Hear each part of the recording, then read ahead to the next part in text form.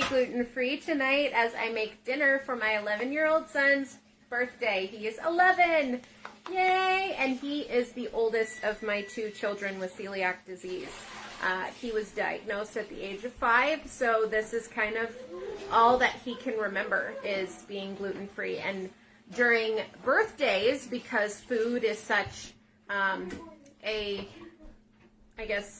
big deal, and where our food comes from, our dessert nights are Friday and Saturday nights so that they coincide with our Sabbath, which is Shabbat. And I'm the one that was going to be 5. Yes, she was 5, so that's why she's over here. So we coincide dessert night with Shabbat. If you're not familiar with that, it's the Sabbath day of the week for people who are Messianic or Jewish. And it starts sundown Friday and goes to sundown on Saturday. So that's when we do our big desserts. Tonight, his birthday treat is going to be hot chocolate and the Mazin marshmallow mixture. We really like it before it sets so that we can use it as marshmallow fluff in our drinks. You should try it. You're welcome. But tonight, he really wanted, I was describing birthdays, how they go in our house. It's not a big dessert night because it's the middle of the week. This is my son, who does not like to be in front of the camera. Hi, happy birthday, McKinley. Unless it's his birthday, and then he's fine with it. But they get to pick, within reason, what they would like to eat for their birthday. He really likes, he's a meat and potatoes boy. That is what he wanted. So I am making meatloaf and my Fuel Pull Southern style green beans. I will post the link for the green beans below so that you can enjoy it too, because they're pretty awesome. And they are very similar to what my Southern grandma used to make without all the bacon grease.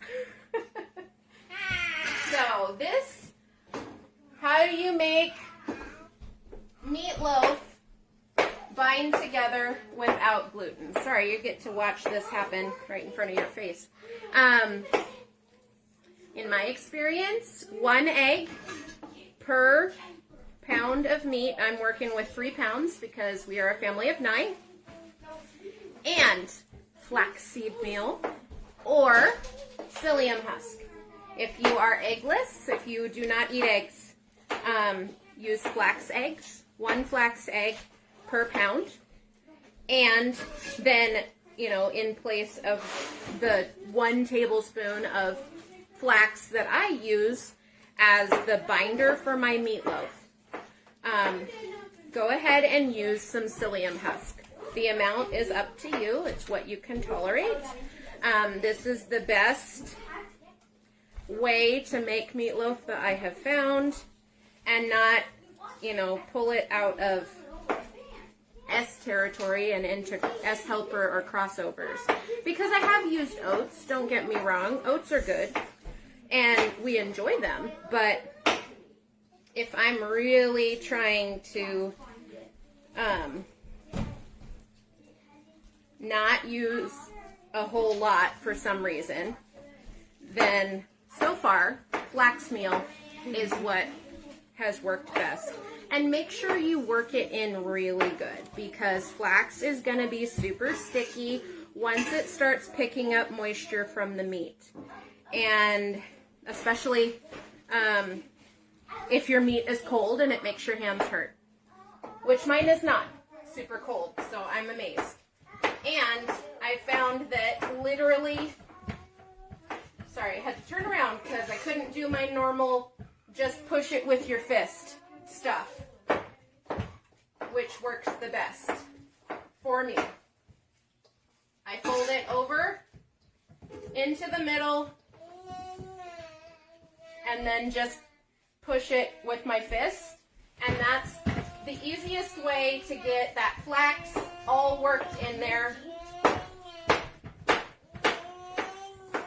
And then I do that 2 or 3 times, and then I have a prepared dish. I don't put it in loaf pans. We got too big of a family for that. I do it in this. And I cook it at 350.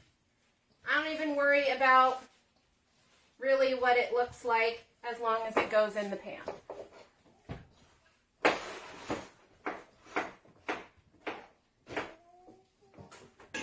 And see, it already, the flax makes it already hold together, like before it's even in the pan.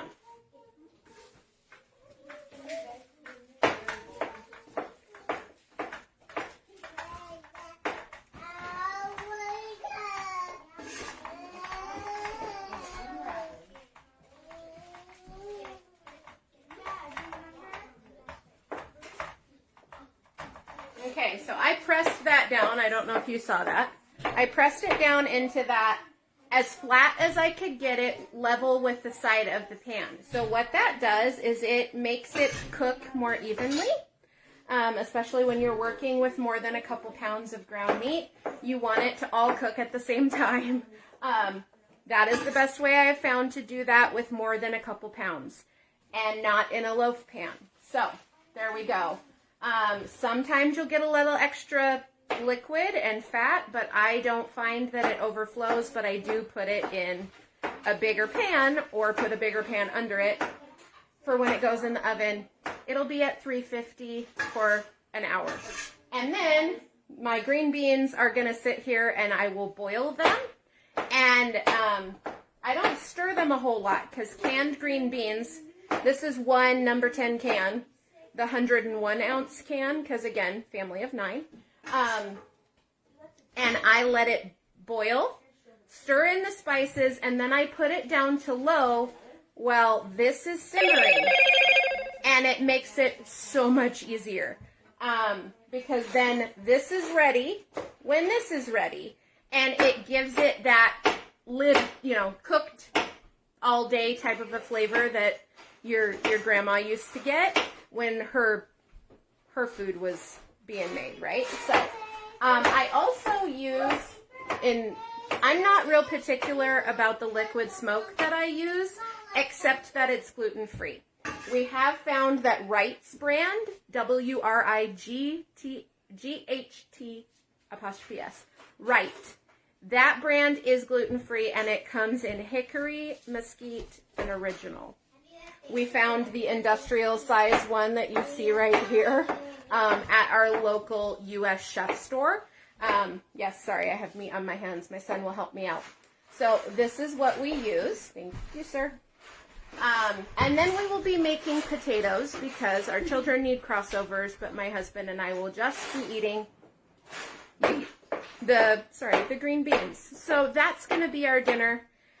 If you have any questions, let me know below, and go ahead and put #replay if this is replay for you. And what is your favorite birthday dinner? Our children, theirs changes pretty much every year.